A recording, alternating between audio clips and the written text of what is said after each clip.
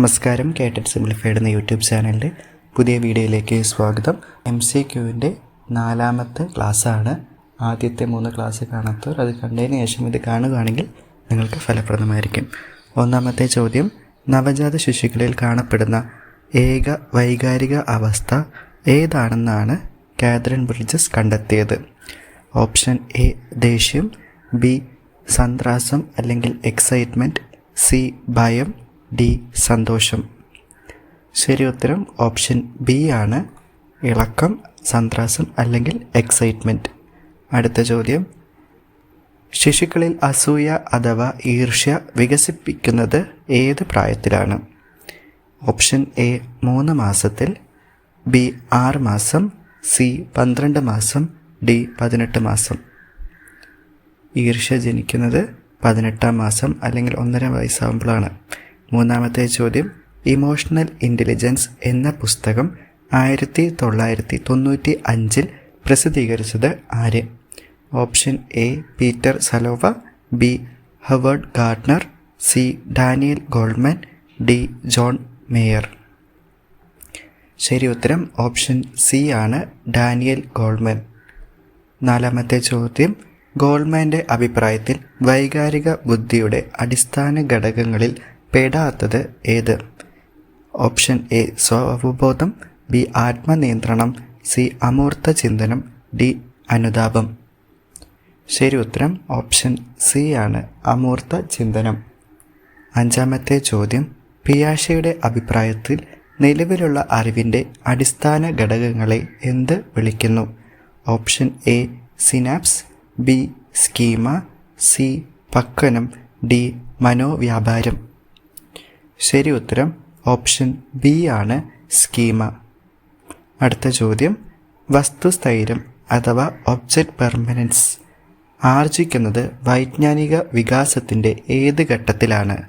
Option A ഇന്ദ്രിയ ചാലഘട്ടം, option B പ്രാക് മനോവ്യാപാര ഘട്ടം, option C മൂർത്ത മനോവ്യാപാര ഘട്ടം, ഓപ്ഷൻ ഡി ഔപചാരിക ഘട്ടം.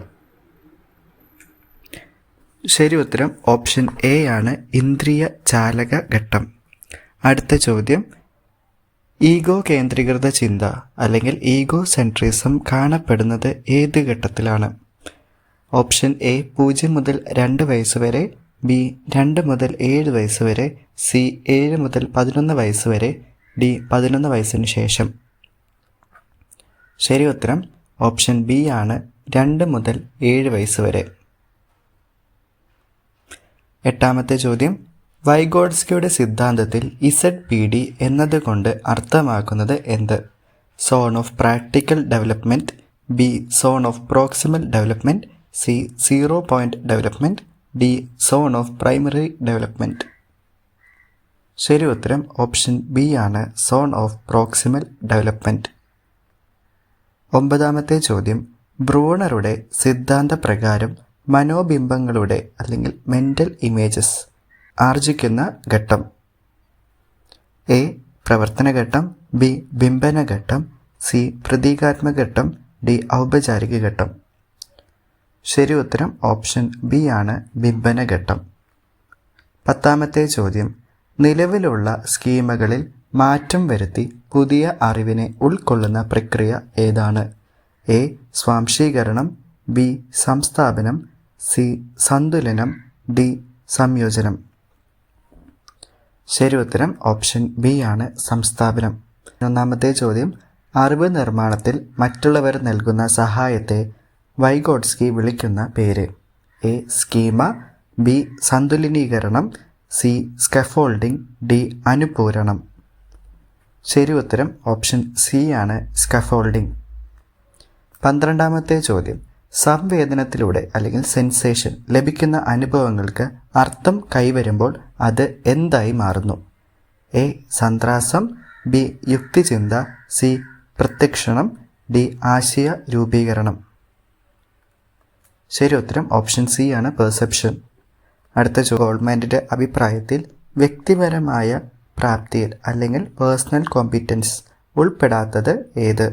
സോ അവബോധം, ബി ആത്മനിയന്ത്രണം, സി അനുതാപം, ഡി ആത്മചോദനം. ശരി ഉത്തരം ഓപ്ഷൻ സി ആണ്, അനുതാപം അല്ലെങ്കിൽ എമ്പതി. 15ാമത്തെ ചോദ്യം, പിയാഷയുടെ സ്ഥിരത അല്ലെങ്കിൽ കൺസർവേഷൻ എന്ന ആശയം ആർജിക്കുന്നത് ഏത് ഘട്ടത്തിലാണ്? ഓപ്ഷൻ എ ഇന്ദ്രിയ ചാലക ഘട്ടം, ബി പ്രാഗ് മനോവ്യാപാര ഘട്ടം, സി മൂർത്ത മനോവ്യാപാര ഘട്ടം, ഡി ഔപചാരിക ഘട്ടം. സ്ഥിരത ആർജിക്കുന്നത് ഓപ്ഷൻ സി മൂർത്ത മനോവ്യാപാര ഘട്ടത്തിലാണ്. 16ാമത്തെ ചോദ്യം, മോൺട്രിയൽ യൂണിവേഴ്സിറ്റിയിൽ നിന്ന് PhD നേടിയ ആദ്യ വനിതാ വികാസ മനഃശാസ്ത്രജ്ഞ ആര്?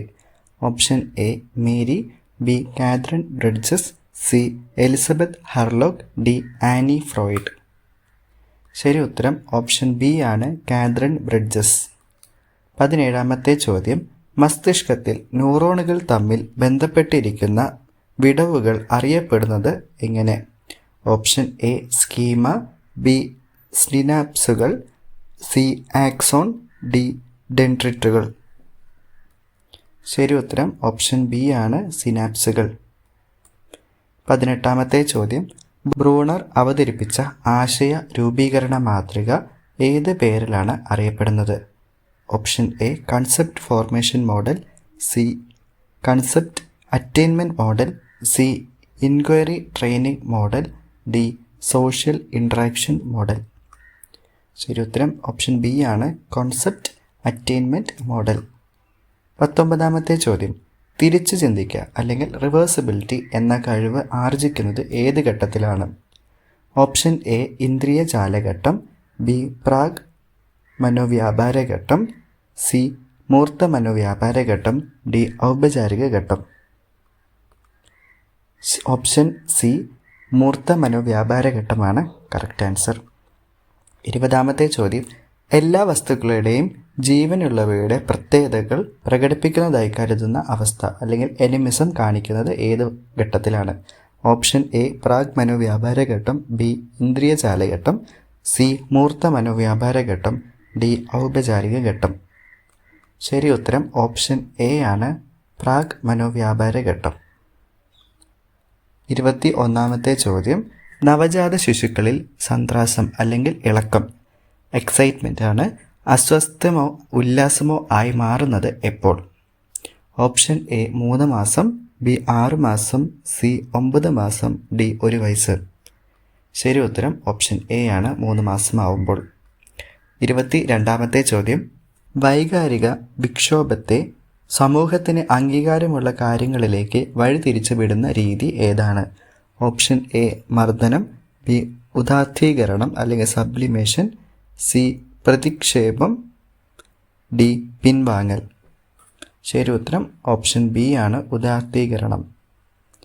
23ാമത്തെ ചോദ്യം, പിയാഷയുടെ വൈജ്ഞാനിക വികാസത്തെ സ്വാധീനിക്കുന്ന ഘടകങ്ങളിൽ പെടാത്തത് ഏത്?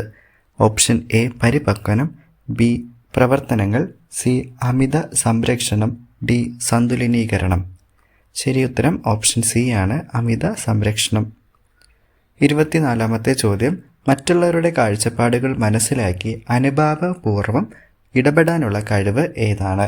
ഓപ്ഷൻ എ അനുതാപം അല്ലെങ്കിൽ എമ്പതി, ഓപ്ഷൻ ബി ദയ അല്ലെങ്കിൽ സിമ്പതി, സി സഹകരണം, ഡി സ്നേഹം. ശരി ഉത്തരം ഓപ്ഷൻ എ ആണ്, അനുതാപം അല്ലെങ്കിൽ എമ്പതി. 25ാമത്തെ ചോദ്യം, മൂർത്തമായി ചിന്തിക്കുന്നതിനും ശാസ്ത്രീയമായി പ്രശ്നങ്ങൾ പരിഹരിക്കുന്നതും കഴിയുന്ന ഘട്ടം? ഓപ്ഷൻ എ മൂർത്ത മനോവ്യാപാര ഘട്ടം, ബി ഔപചാരിക മനോവ്യാപാര ഘട്ടം, ഡി സി പ്രാഗ് മനോവ്യാപാര ഘട്ടം, ഡി ഇന്ദ്രിയ ചാലഘട്ടം.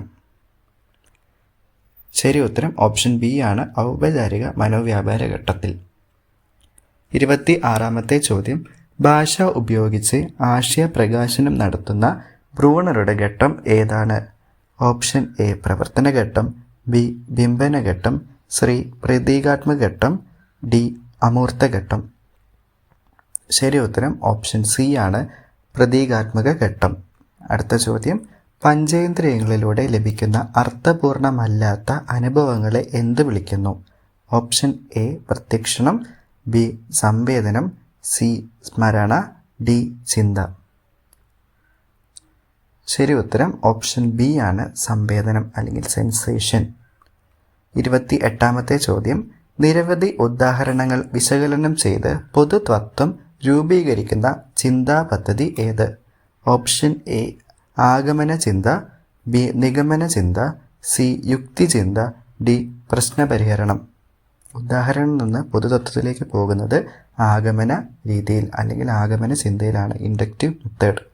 29ാമത്തെ ചോദ്യം, ശാസ്ത്രീയമായി പ്രശ്നപരിഹരണത്തിൻ്റെ പ്രോബ്ലം സോൾവിംഗ് ആദ്യഘട്ടം ഏതാണ്? ഓപ്ഷൻ എ പ്രശ്നം നിർവചിക്കൽ, ബി പരികൽപ്പന രൂപീകരണം, സി പ്രശ്നം തിരിച്ചറിയൽ, ഡി വിവരശേഖരണം. ശരി ഉത്തരം ഓപ്ഷൻ സി ആണ്, പ്രശ്നത്തെ തിരിച്ചറിയൽ. 30ാമത്തെ ചോദ്യം, പിയാഷെയുടെ സന്തുലനീകരണവുമായുള്ള അല്ലെങ്കിൽ ഇക്വിലിബ്രേഷൻ 2 മാർഗങ്ങൾ ഏതാണ്? സമായോജനവും പക്വനവും, ബി സ്വാംശീകരണവും സംസ്ഥാപനവും, സി ചിന്തയും ഭാഷയും, ഡി പ്രത്യക്ഷണവും സംവേദനവും. ശരി ഉത്തരം ഓപ്ഷൻ ബി ആണ്, സ്വാംശീകരണവും സംസ്ഥാപനവും.